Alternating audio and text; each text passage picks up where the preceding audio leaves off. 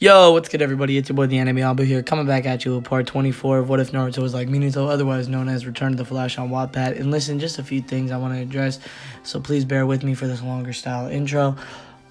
First and foremost, I would like to thank OnWooFX or whatever. I can't remember what your Instagram is, but I just want to shout you out for making this new intro for this series. I really appreciate that, so thank you.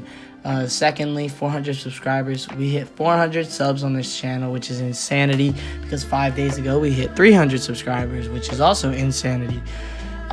Next is 500 subscribers, and for 500 subs I'm probably going to do an hour-long video. So pick a series. I might do my first ever poll if I figure out how to do it. So just to let you guys pick the series that you want to have the 1 hour episode for.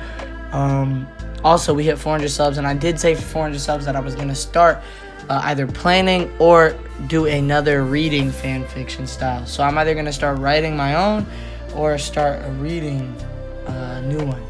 I'm going to make another poll for that. Let me know what you guys think. I've got to figure out how to do the polls, but let me know which one you want me to do. Either write my own what if or read another fan fiction of your guys' choice. And lastly, Discord link in the description. I'm on Discord pretty frequently, and we have a good time over there. We have a lot of good people. And then the final thing, jeez, this is a long intro, and I'm sorry for that, is like, comment, and subscribe. I respond to all comments, heart all comments, like all comments. I really appreciate them. And yeah, I mean, I just love to see them, and I love to see your guys' feedback and comments. So yeah, without further ado, Future Sec Cutie intro.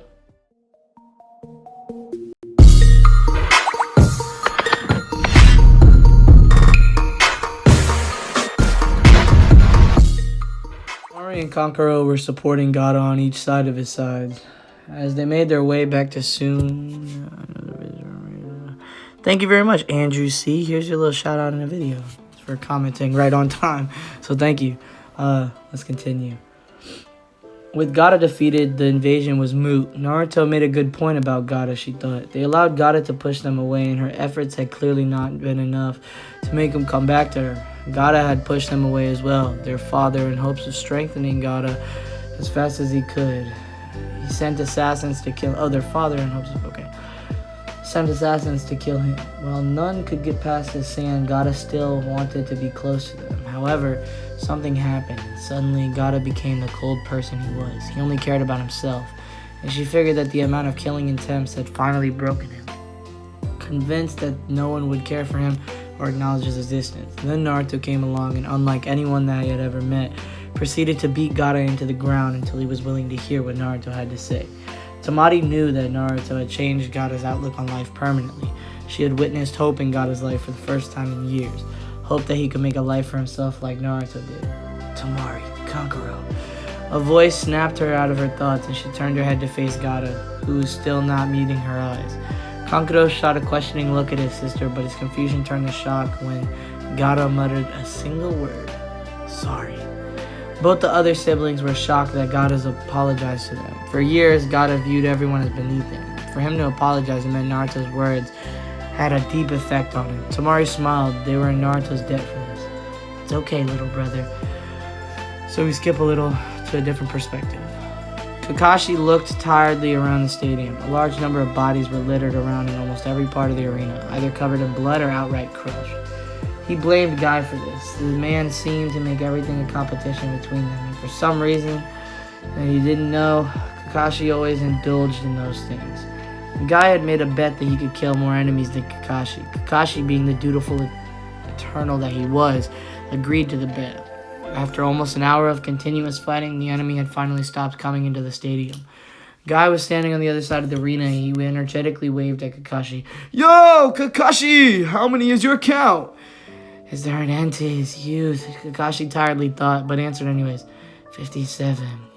He answered in a bored tone, and just as he predicted, Guy shifted to a completely different personality. Oh, Kakashi, it seems you've won again, my eternal rival. It was no secret in Konoha that he and Guy were eternal rivals. Kakashi was thankful for his face mask every time Guy chose to announce their rivalry publicly. That man had no stealth whatsoever. People already questioned if he was mentally fit to be a ninja. It won't do for them to start questioning him as well.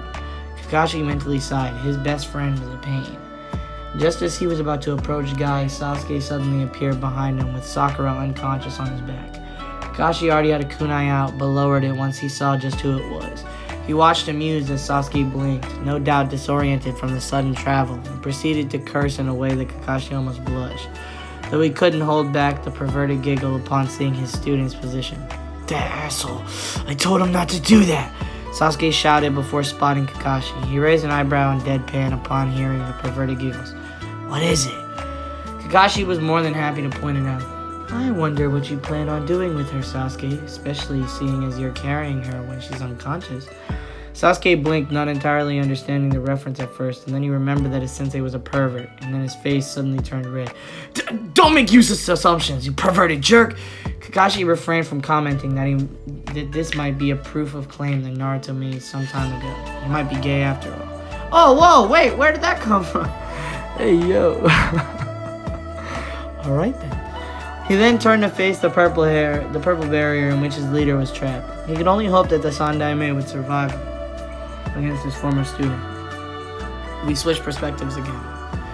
Things weren't going well for Hiruzen. Orochimaru had been right. He was not as strong as he was 10 years ago, let alone his prime, and it showed.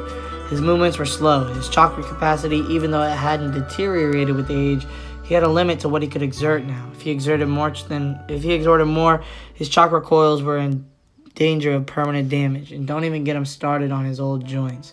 He and Orochimaru first engaged in taijutsu, which rapidly progressed into ninjutsu, and at one point Hiruzen had managed to corner his student again. With a smirk, he thought, "Looks like I still got it." Got him. Orochimaru had blocked his attacks by puffing up at coffins of all things. From then on, it was no longer funny. In fact, Hiruzen was outraged when Orochimaru had the nerve and spine to do such a vile act.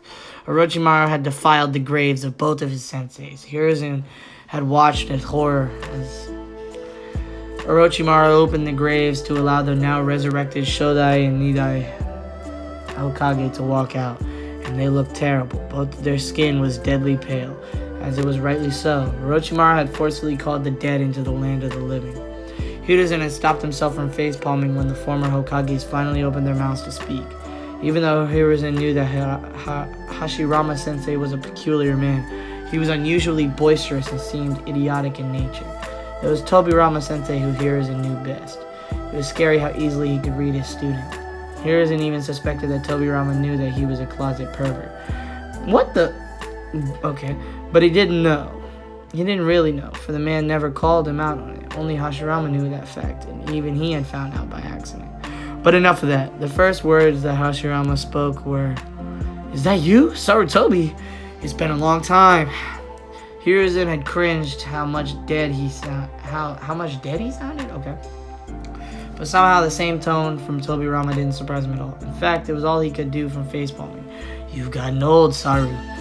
The man was always blunt like that. Turns out it was an extremely vile jutsu that had been created by Tobirama. Edo Tensei was a jutsu that binds the soul of a deceased person to the living vessel, restoring the deceased as they were when they were alive in order to do their summoner's bidding.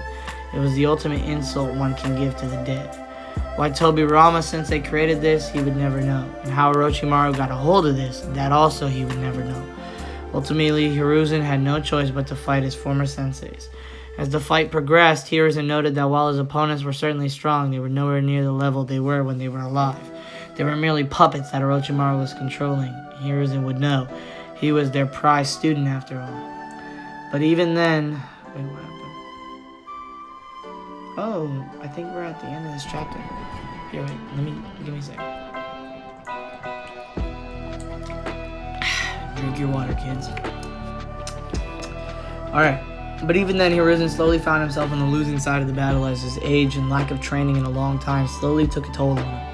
Even after summoning Enma, he had become an indestructible adamantine staff. He was put on the ropes by the Shodai's mastery of Mokuton and the Nidai's mastery of Suiton.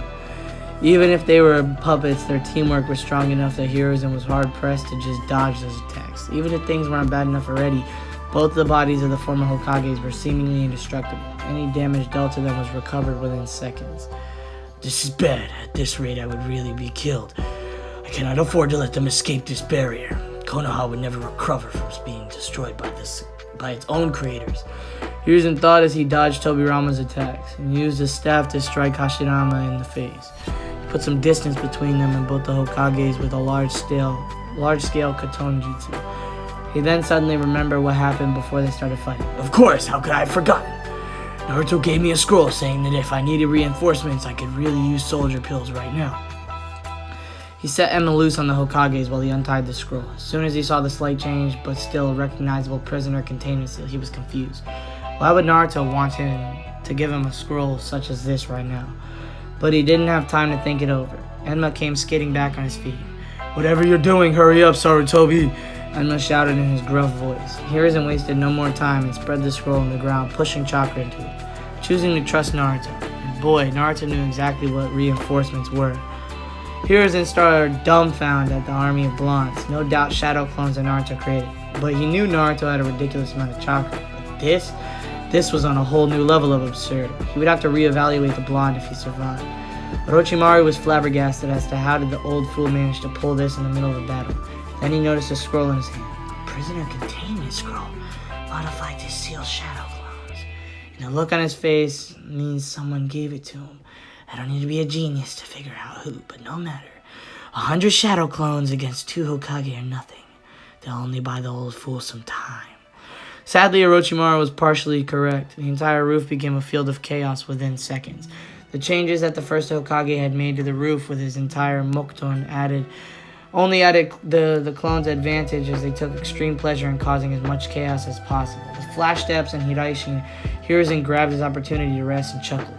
This certainly was useful, but he could see that the shadow clones having shadow clones as backup had its downfalls as well.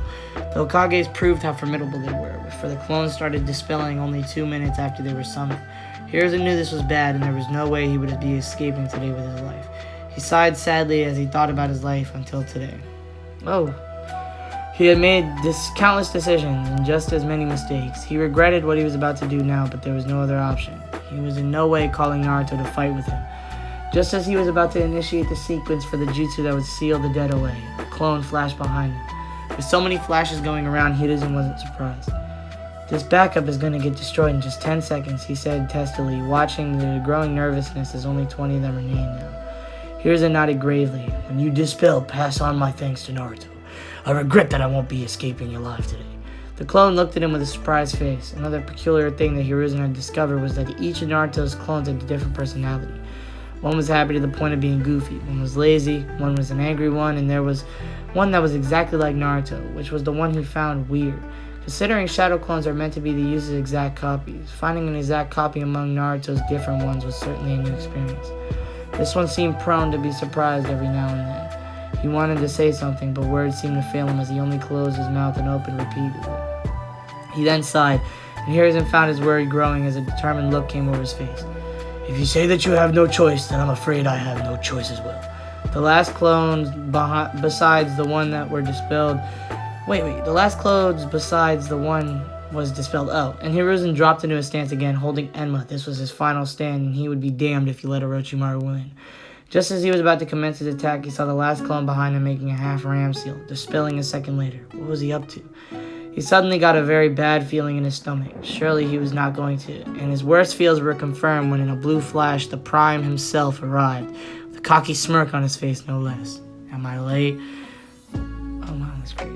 Wait, how much is left? Oh my gosh, there's a lot left. Okay, I thought we was close to done. Obviously not. Okay. Okay.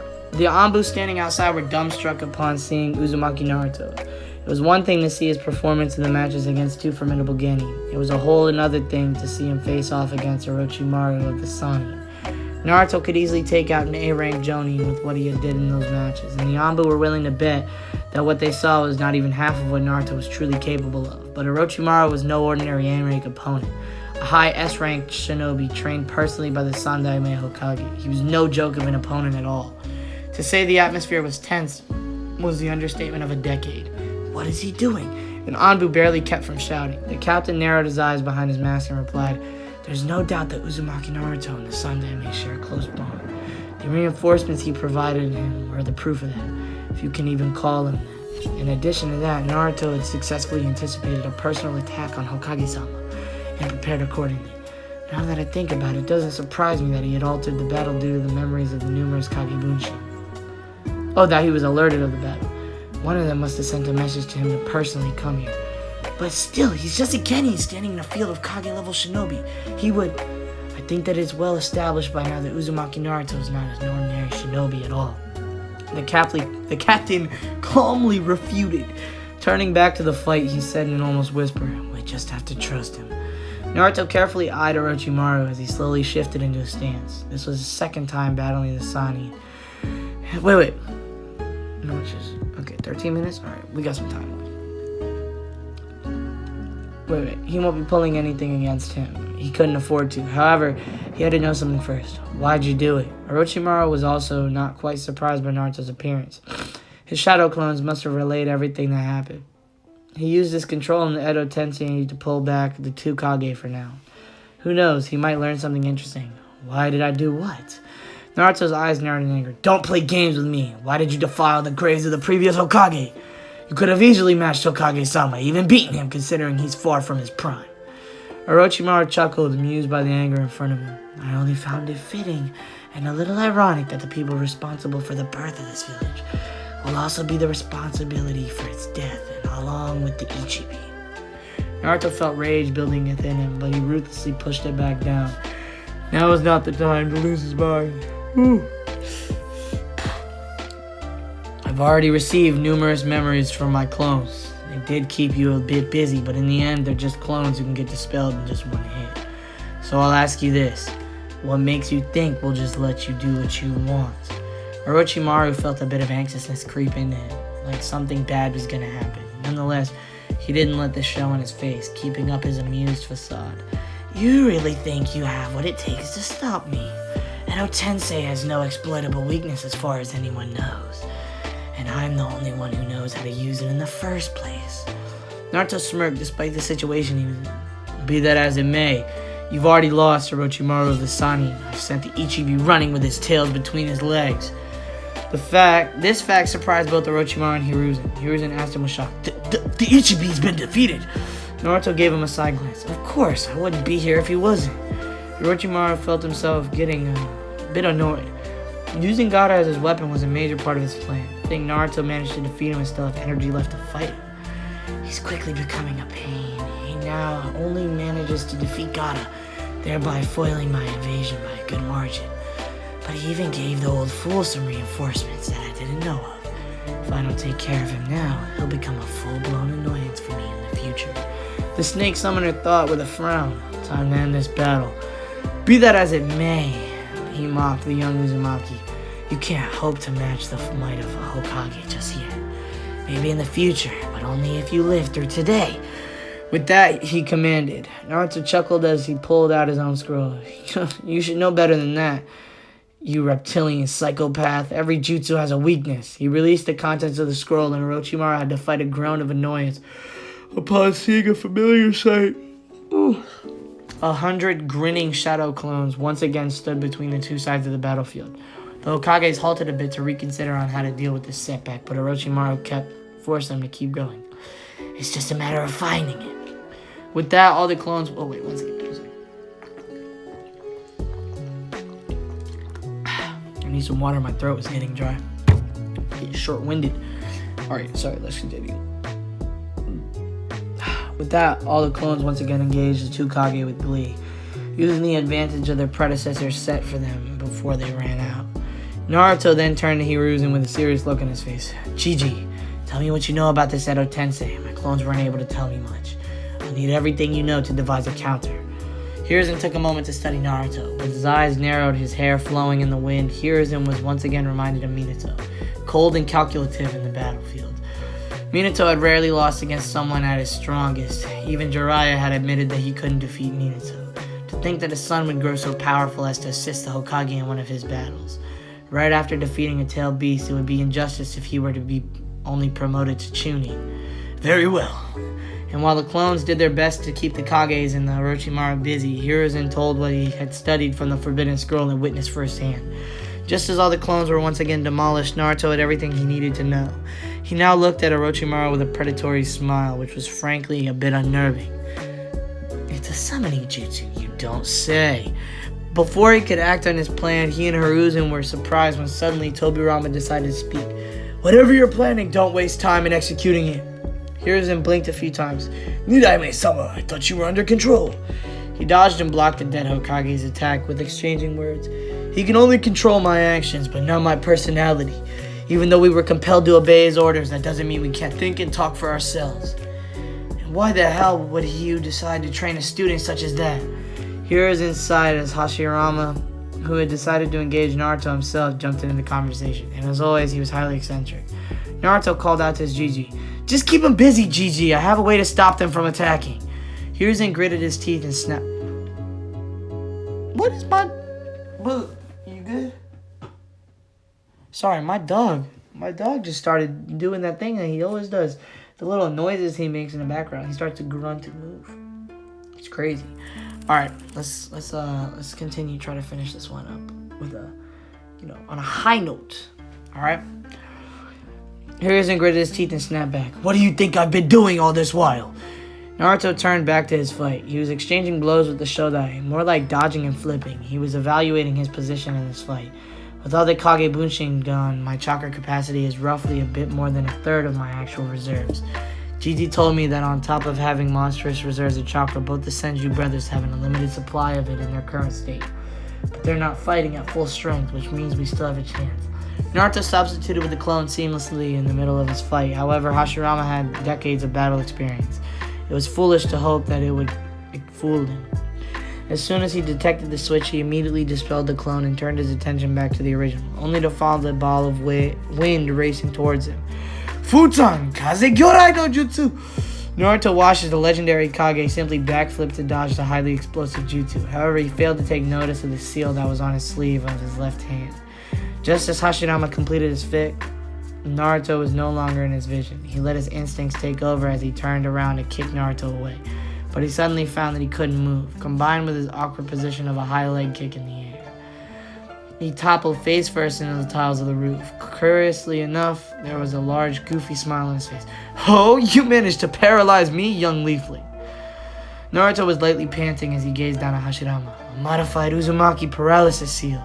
Complete lockdown of motor functions and cannot be overloaded with chakra, which I'm sure you have no small amount of. Surprisingly, Hashirama outright laughed. To be honest, Naruto didn't know what to make of the first Hokage. While he had his own vision of the Shodaime Hokage, he had never imagined him to be a goofy idiot. He was pretty sure he wasn't the only one who thought so when the aforementioned Kage was alive.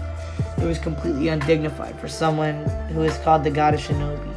Hashirama joyfully replied, Not every day I meet someone of your age who can catch me off guard like this. The will of fire burns bright in you, I see. Naruto bowed. Thank you for your compliment, Shodai-sama, but the fight is not over yet. He made a shadow clone who took up guard before a curious Hashirama. Just be ready for it when it happens. If he wasn't bound, Hashirama would have given a thumbs up with a large grin. Seeing as he was bound, he just grinned, not even knowing what Naruto was talking about. Will do! With that, Naruto turned his sights onto the jackpot. Orochimaru, without any further thought, he flash-stepped, barreling his right fist into Orochimaru's jaw. Orochimaru was thoroughly enjoying himself. He had sent the Shodai to dispose of the meddlesome Uzumaki, while he teamed up with Tobirama to take Hiruzen down. It was actually quite amazing to hear the legendary water user curse at him while attacking his own successor. He was about to use an opening Tobirama had created to stab his sensei with his famed sword Kusanagi, when he was suddenly punched in the face so hard he swore his teeth might have loosened a bit. He went flying back, and though he managed to flip in the air and landed gracefully on his feet, he looked up and gritted his teeth in annoyance as Naruto was standing right before him, kunai held in reverse grip and wind chakra flowing through them. How are you standing before me? You should have been killed by the Shodai! Naruto smirked. I don't see why you need to know. He then disappeared in a flash step, and Orochimaru blocked the swipe at his throat at the last second. Both settled in a furious bout of taijutsu, each trying to overpower the other. Orochimaru knew not to underestimate Naruto in any way. When Naruto knew that he needed to end this as quickly as possible, he delivered, oh snap, a series of punches that were blocked, but pushed Orochimaru back enough for Naruto to execute a move of his own. He front flipped with his leg split at a 180-degree angle. Orochimaru blocked the first leg with both hands, but the second leg came crashing down on his head painfully, causing him to kiss the roof. Orochimaru groaned as he rubbed his head to quell the pain. If he hadn't been suffering blows like that from Tsunade a long time ago, he would have been seeing stars. While Naruto didn't have Tsunade's monstrous strength, the speed he used to augment his attacks made them no less formidable. His eyes opened wide in alarm as he suddenly saw that Naruto was nowhere in sight. All of a sudden, he was forced to weave in between 4 shadow clones that suddenly appeared out of nowhere.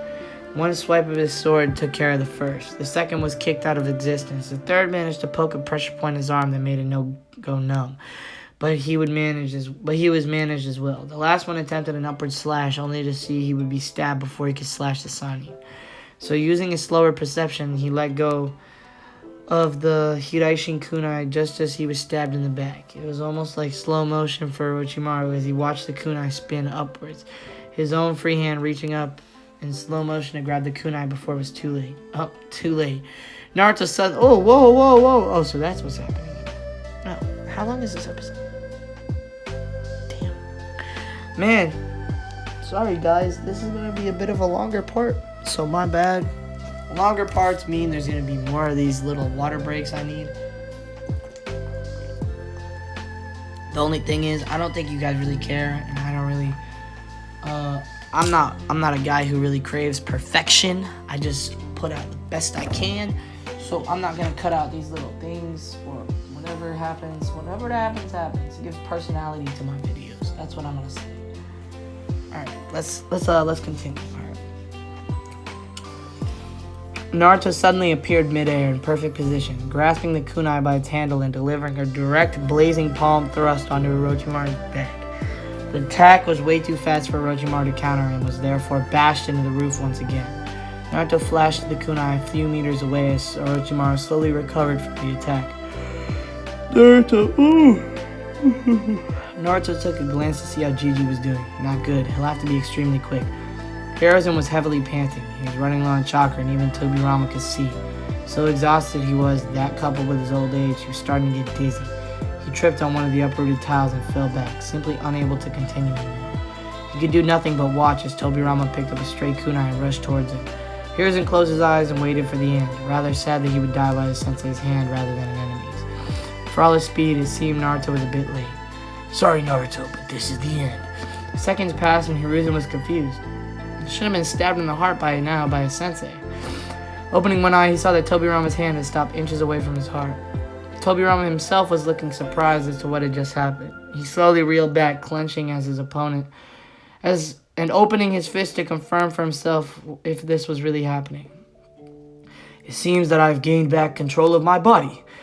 He analyzed before looking over to where his brother was. A clone over there was pressing a hand to Hashirama's back, releasing some sort of paralyzing seal. Hashirama grinned as he shot up to his feet, testing the movements of his limbs. Ah, so this is what he was talking about. I have to say, I never predicted this. Tobirama turned back to see just what had happened, that they were out of Orochimaru's control, only to see a deep gash on Orochimaru's right side with blood flowing like a waterfall. The Sannin was pressing the wound as tightly as he could to slow the blood flow. Just a second later, his mouth opened widely and another Orochimaru crawled out of it without any injuries. He had a snarl on his face, but the damage was already done. I can't believe you did that. Naruto just grinned at his victory. Looks like you just weren't fast enough. What happened here? Tobirama questioned with authority. Naruto grinned as he recounted what happened moments before. Go back 30 seconds. In 30 seconds, he released the Hokage. That's crazy. Alright, ready? Orochimaru stood up as he leveled the death glare at Naruto. The boy had landed way too many hits. There was no doubt that he was skilled and talented, but this was frankly ludicrous. Even he couldn't match Sarutobi-sensei when he was that young. But then again, he didn't know the Hidaishin. My dog's barking. He teleported to the kunai in the air. I should have never let my guard down after dismissing the clone. Your efforts are admirable, he rasped out, but ultimately useless. This is a jutsu that not even the Yondaime could have found the weakness to. All you're trying to do is delay the inevitable. He never got a chance to finish his monologue as Naruto suddenly appeared in front of him. He placed one hand on his stomach, the right, while the other holding the kunai, the left, went right into Orochimaru's side, drawing a surprised grunt from the man. One moment he was standing in front of Orochimaru, the next, no, instant, he was bearing a kunai to him. Hiraishi no jutsu. He must have marked me with an attack. Orochimaru thought as he released a breath in pain as the kunai went deeper. Even the Yondaime? Please. Naruto mocked. He would have ended this fight ages ago. Orochimaru felt a burst of chakra down where the palm was and looked down, his face morphing into horror as he realized what happened. A contract seal. What are you? Before he could finish his sentence, Naruto slashed the kunai sideways, right out of the screaming Sanin's body, drawing a huge amount of blood, along with some pieces as well. He then flashed back before Orochimaru could retaliate. Flashback over. What a flashback. I'm going to finish this chapter for you guys. Naruto grinned as he neared the end of his explanation. Gigi told me that you summoned the Hokages from the dead. The fact was further cemented when I learned the full name of the jutsu. Kuchiyose Edo Tensei is a jutsu that puts a summoned soul in a contract with the summoner to do their bidding. So I simply canceled the contract with a contract seal, which removes any form of direct control the summoner has over any summon. Tobirama smirked as a pleased grunt escaped his throat. To know the Hiraishin and Fuinjutsu at such a young age and apply it in combat, it's good to know that the future of the leaf is in such hands as these. What is your name? Naruto straightened up while keeping Orochimaru in his sight. Uzumaki Naruto, Nidaime-sama. Who taught you the Hiraishin? I learned it from my father's notes, Nidaime-sama. Tobirama raised an eyebrow. I see. Then he turned towards Orochimaru with a menacing expression. Both he and Hashirama started walking towards the now nervous man, cracking their knuckles. So you were just going to destroy the village we built. You have some nerve. Tobirama added as well. Don't think you can escape. We are no longer under your control. Both of them rushed at Orochimaru, who knew there was no way he could do anything. The Kage were out of his control by a contract seal, which meant that he couldn't even cancel the jutsu, which left only one option. Lower the barrier! We're leaving! Hi, Orochimaru-sama!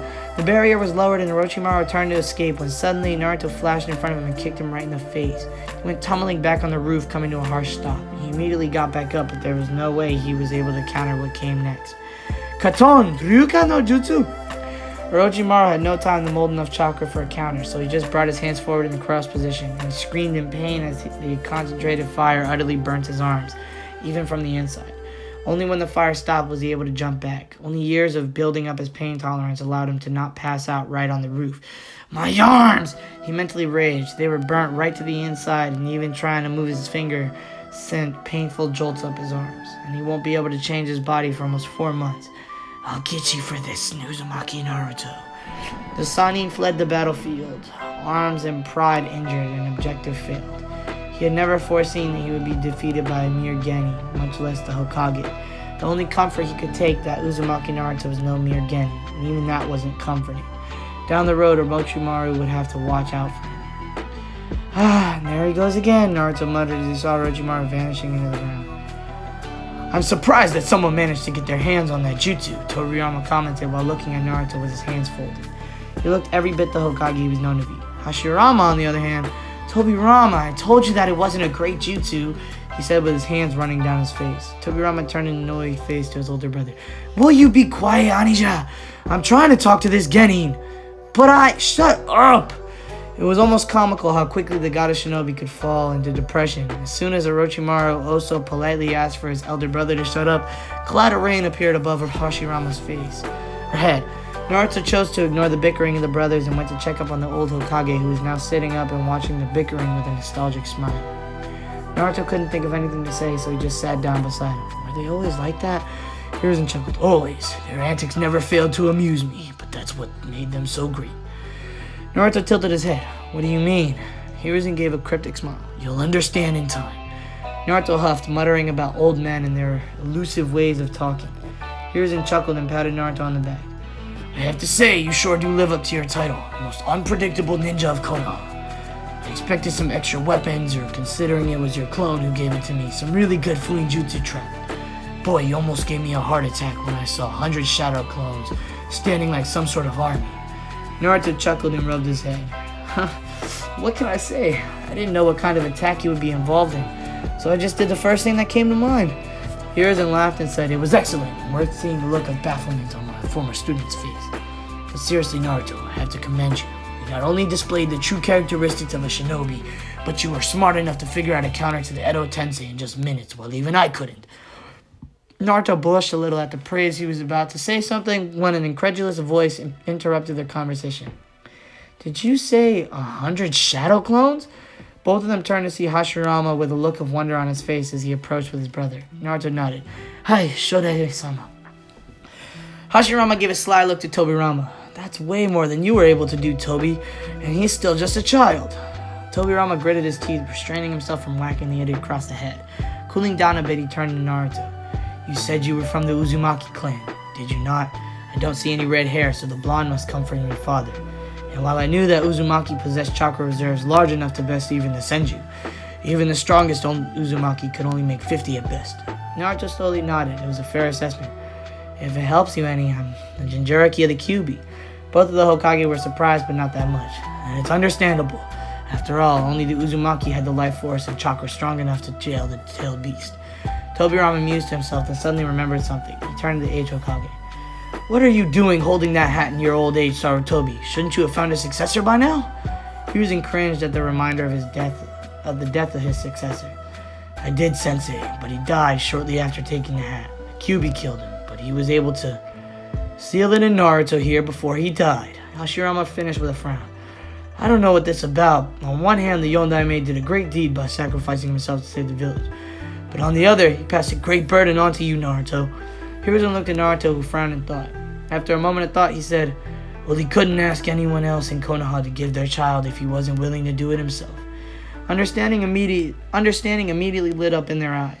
The Yondaime was your father, wasn't he? Naruto gave a smile, a proud smile, and a nod. That he was. He was also your true successor, Nidaime-sama. Tobirama raised an eyebrow. Oh, how so? Naruto explained. He took your jutsu, the Hiraishin, to levels that even you wouldn't have been able to. He was known as Konoha's Yellow Flash. Hiruzen reprimanded Naruto for speaking to his sensei like that. Naruto! Naruto just gave a shrug. I'm just stating facts, Hokage-sama. Surprisingly, Tobirama wasn't insulted at all at Naruto's praise of his father. In fact, he chuckled. He did? Good for him then. For I always knew that jutsu could be refined to become better. If he was able to improve it to such a level, then I hope you surpass him as well. It is the inevitable duty of the future generation to surpass the old ones. Hiruzen was smiling like it was the best day of his life. Chatting with his senseis right now felt like the old peaceful days when he was still training under them. But as much as he enjoyed it, there was work to be done. For one, how to release the jutsu of Okay, I'm sorry. Give me a second. How long is this? This episode is long. Alright, let's continue. Sorry. How to release the jutsu of Orochimaru since Naruto negated the control for him. They became nothing more than zombies in the living world. As much as I enjoy talking to you like the old days, please tell me a way of releasing the jutsu, Sensei. Tobirama scoffed. Of course I do. The mere fact that you're doubting me is insulting. I had thought of a possibility that a revived soul might escape the control of the summoner, so I created a contingency plan. Anija, follow my hand signs. Hashirama, who was gazing at his village with a sad smile, turned and nodded. With one last look, he walked back to his brother just before he started to follow the signs. He turned to Naruto and said, Naruto, in our short fight, I've seen great potential that you hold. See to it you don't waste it, and give a shot at the seat of Hokage if you want to. You know, change the world, bring peace to it. That was my dream when I was Hokage. You have my full blessing. Naruto bowed deeply. Thank you, Shodai-sama. Then he grinned cockily and said, and I already have my eyes on that hat, Shodai-sama. No one can snatch the position of Rokudaime from me. Hashirama laughed at the enthusiasm while Tobirama smiled at it. Naruto reminded him just how his elder brother used to be when they were children. Optimistic at every turn, but serious when he needed to be. Good to know, Naruto. We'll be watching and we look forward to see how you fare. Naruto brightened up like a sun on hearing that. Even though he didn't outright say it, Tobirama had given him his blessing as well. Hiruzen even took the opportunity to ask a question that he wanted to ask for a long time. Hashirama-sensei, Tobirama-sensei, will you please tell me how you managed your paperwork when you became Hokage? His questions triggered reactions that were completely astonishing. He'd expected them to look a little in pain about the paperwork, but instead they gave him a pity look, as if paperwork was the least of the problems during their reign of Hokage. You really haven't figured out after all this time? Hashirama asked a bit incredulously. Hope blossomed in Hiruzen. That means you know how to tackle it, Sensei? Hashirama smiled and was about to tell him when... Don't tell him, Anija. If he couldn't figure it out on his own, then he's a failure as a student and Hokage. That had the effect of sending Hiruzen into a bout of depression, and Hashirama was so familiar with. Hashirama flinched as he saw a student with a rain cloud on his head. Is this how it feels to see me do that? Sensei was so cruel. Don't worry, Hokage-sama. If you want, I can tell it to you. Naruto offered, and Hiruzen looked up agape. How do you know about it? Tobirama butted in with his usual snide remark. You ought to be ashamed of yourself if you can't figure out an answer that a genin like Naruto can. Naruto chucked sheepishly and just rubbed his head as the two brothers started the hand signs. Naruto remembered something he always wanted to know. Shodai-sama! Hashirama paused and looked at Naruto with raised eyebrows. Shooting a quick apologetic look to the annoyed Niname, he said, Do you mind if I ask you a question about your Mokuton? Hashirama grinned and dropped his hands to his hips as if he was proud of speaking that fact. Sure, I could take a question before going. Well, your Mokuton is highly regarded throughout the shinobi world as a legendary bloodline. How is it that only you possess it and not any of your descendants? Hashirama became unusually seriousness all of a sudden, prompting Naruto to think that he might have overstepped his boundaries. Even Hiruzen looked a bit alarmed at how personal the question was, while the Nidaime was eerily calm. All of a sudden, Hashirama opened his eyes and with all seriousness he exclaimed, I don't know. This time, Naruto really did faceplant. Hashirama started laughing like the goof he was. Hiruzen chuckled as well, while Tobirama finally couldn't hold it anymore and whacked his brother across the head hard. Let's go already! With that, they finally began the hand signs, and after a total of 24 hand signs that Naruto carefully memorized for the future, the souls finally left and returned to where they belonged. What a day! Naruto exclaimed with a big grin. Hiruzen sighed and took out a notepad to write one last thing. He brought it back before Naruto noticed. Or put it back. Naruto turned to him and asked with hopeful eyes, So did I qualify for Chunin, Gigi? Hiruzen outright laughed at the adorable childlike look Naruto got in his eyes. It was rare to see nowadays. Patience is a virtue, Naruto. He could finally relax. The invasion was over and Konoha had survived. And woo! Let me see how long it was. This is a 40-minute part. Everybody who says that they wanted a longer episode from me, here's your longer episode. The other one's going to be an hour plus for 500 subs. It's going to be a little special. This one, I don't know. It's just, I wanted to finish the chapter out right here. So I decided to do something nice, for you guys and make this one longer. The editing's going to take forever. It's going to take dang near an hour to export. So sorry if this one comes out late tonight, guys. It's going to take forever to export, and it's going to take forever to upload. So it's going to be long. But yeah, so I'm going to end it off here. Obviously, this is a new chapter, so I'm going to end it off here. Look forward for more videos from me. I'll probably be posting tomorrow. I post pretty much daily. Obviously, I don't have a schedule, but I try to post every single day that I can. We're on the grind to 500 subs right now. We hit 400 this morning, actually. So we're on the grind to 500 now. And the real grind is to 1,000. Because at 1,000, we're doing face reveal and we're doing the start of a new series. And no matter what, even if you guys say no to the written series, for the next one, it is going to be my own written series for 1,000 subs. It's going to be something really special, and I'm really looking forward to that. So, yeah, without further ado, this is your boy, the Anime Ambu, and I am out. Deuces.